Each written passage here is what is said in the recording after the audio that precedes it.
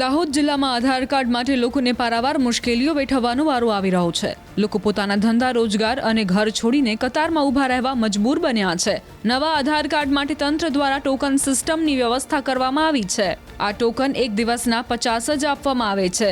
ત્યારે આ ટોકન મેળવવા માટે ગ્રામીણ વિસ્તારના લોકો પોસ્ટ ઓફિસની બહાર ઊંઘવા મજબૂર થયા છે। દ્રશ્યોમાં જોઈ શકાય છે કે શિયાળાની ગાત્રો થીજાવતી ઠંડીમાં પણ સ્થાનિકો ધાબળા ઓઢીને લાઇનમાં બેઠા છે।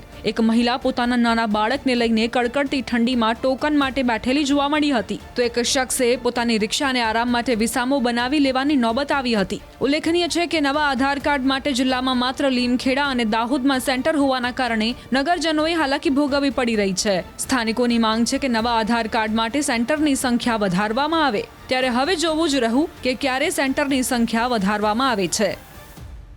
અહીંયા અમે આવ્યા 6-7 દિવસ થઈ ગયા અમારે આવી રીતના ધક્કા ખાઈ શું કહેવામાં આવે છે અહીંયા કહેવામાં આવે છે તો પછી 2-3 મશીન ચાલુ કરાવો।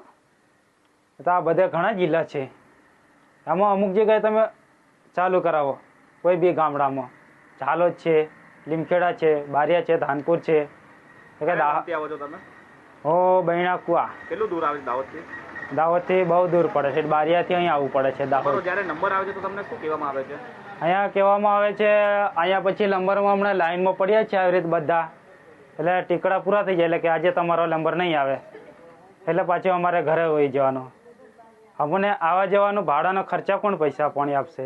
અહીંયા નથી પાણીની સુવિધા, અહીંયા નથી બેસી રહેવાની સુવિધા, નથી કંઈ ઊંઘી રહેવાની, નથી કોઈ વાતની અહીંયા સુવિધા છે નહીં।